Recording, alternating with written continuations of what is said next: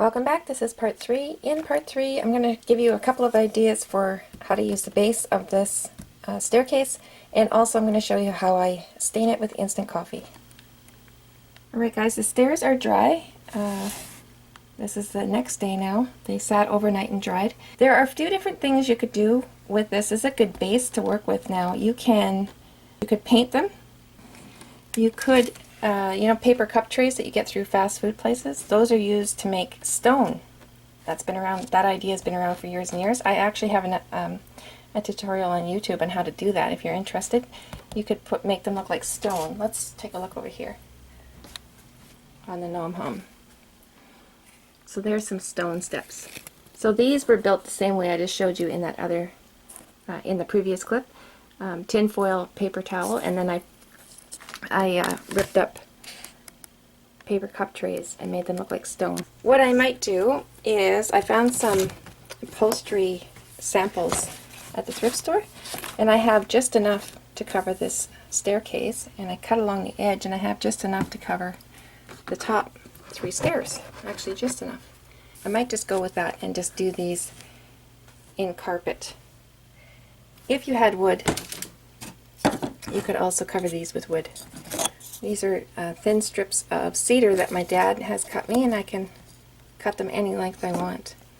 But the problem I have with the wood, which I would gladly use if I would have thought ahead, see there's a bit of a stair, excess stair there, so I would have to cut this wood pretty precise to get it in there, and I'm not sure I want to go through all that just to see it through here. And the risers could be, I'm just giving you ideas, coffee stir sticks or popsicle sticks. Coffee stir sticks cut very easily with scissors, so I prefer working with those. And those could be the risers, and then you could paint or stain those. Alright, I decided on coffee stain instead of anything else. And this is a very thick instant coffee paste. And I just put instant coffee, I put a lot of it into a little bit of water. So it's actually kind of thick as well. So it's very, very dark. And I did a couple of coats. And I did use my heat gun to help dry it, and I also had a fan sitting on it for a while. So it's not perfect, and I don't mind that at all, because some of it's going to be covered with a carpet runner. And this is the runner that I chose, and this is drapery fabric that I found in a thrift store. So I'm going to be using this. I'm going to be gluing this down. Okay, so I'm going to show you how I did this, even though I know most of you aren't probably going to do it. But like I said, on my other doll houses, when I do things like this and then people want to know how I did them and I try to explain it, it's hard to wrap their mind around what I'm talking about. So that was very simple, right? Just tin foil, masking tape, and then paper towel over that, and then coffee stain. I mean, that's a real cheap way to build, and it's also a good way to build for those of you who are like me, who don't have any carpentry skills. This method works well for me. Alright, so here's the stairs here, and see, at first I was thinking I'll just do the ends with the instant coffee stain, and then do the rest with carpet, because this staircase is hardly going to be seen at all, but I'm still going to show it here. So I'm going to put you on the I'll put you on the stand. Alright guys, hopefully you got a good view there. So like I said, just very, very thick instant coffee, and I'm just going to paint it on there. And this takes a little bit to dry. I use a heat gun, but with a heat gun you have to be very careful that you don't burn anything, and also if you get too close to the tape and the paper towel, it'll start to bubble. So you got to keep the heat gun moving steady. Like keep it moving, and then after it's dry to the touch, then I just put a fan on it, like a regular house fan.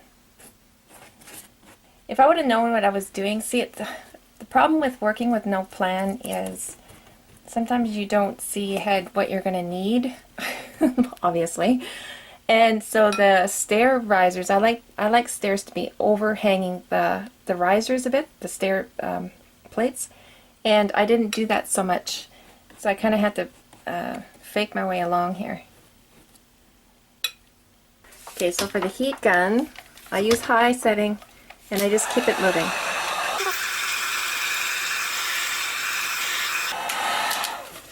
Even though I kept it moving, I was a little bit too close. I could see a little bit of bubbling happening there. So I'm going to put the heat gun away and I'll just put my fan on it. So there's my little clip-on fan. So I'll just leave that dry for a bit. Okay, so now that's dry, I can do another coat on there if I want to. And I would pay attention to the very ends of the step so that it's more pronounced. And I take a Q-tip and I've just dipped it in water. And I'm just going to wipe off the riser part so I can paint that. And then I just take a very small paintbrush and go carefully on the riser. Okay, and then I repeat that step as many times as it's needed. And keep a Q-tip close by, so if you get the paint anywhere you don't want it to, you can get it off with a Q-tip. And then I just, after that's dry, I take my coffee stain again, and then just clean up any edges I need to clean up. The thing to keep in mind about coffee stain is you can wipe that off if it got damp or continuous wear. That a coffee stain will come off. So what I do with mine is I seal it in, and this is just a clear acrylic sealer. Now I would shake that up real good, and then I spray it really well. I'm generous with the spray.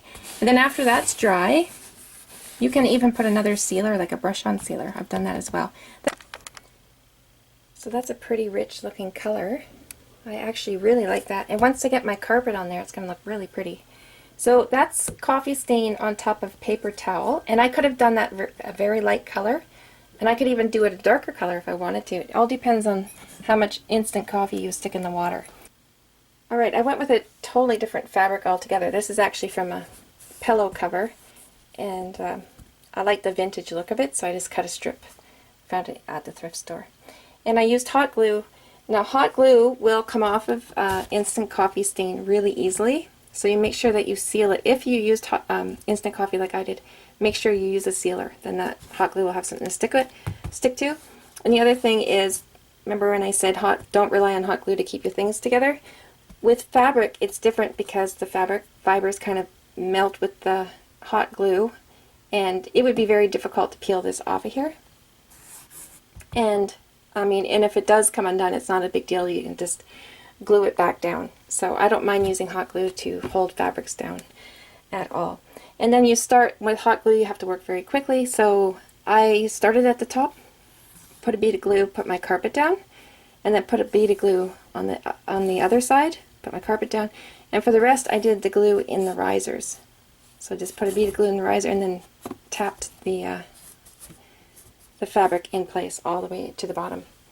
If your stairs are going around a corner, it would be hard to get the carpet cut in the proper angle. So I would suggest using a piece of paper, lay it down and crease all the risers with your fingers, and then you would have a template for your piece of fabric. So hopefully that helps. Alright guys, we're going to end the video there. In part 4, I am a little bit undecided what to do with this area here, so I changed the design a little bit. You can see I actually end up cutting away a little bit of the stairs up here. So if you want to see what happens to this area, you can head on over to part 4.